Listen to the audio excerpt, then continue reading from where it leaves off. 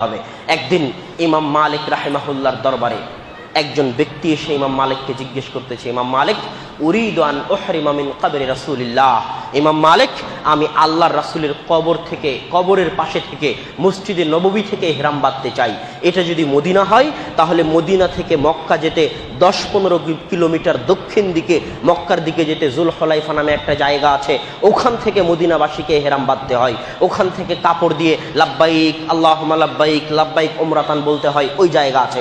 ওই ব্যক্তি ইমাম মালিককে এসে বলতেছে, ইমাম মালিক, আমি মসজিদের নববীর ভিতর থেকে আল্লাহ রাসূলের কবরের পাশ থেকে ইহরাম বাঁধতে চাই। ইমাম মালিক বলতেছেন, লা তাফআল, তুমি এই কাজ করো না, আখশাং তাকাফিল ফিতনা, তুমি যদি এই কাজ করো আমি ভয় পাচ্ছি তুমি ফিতনায় পড়ে যাবে।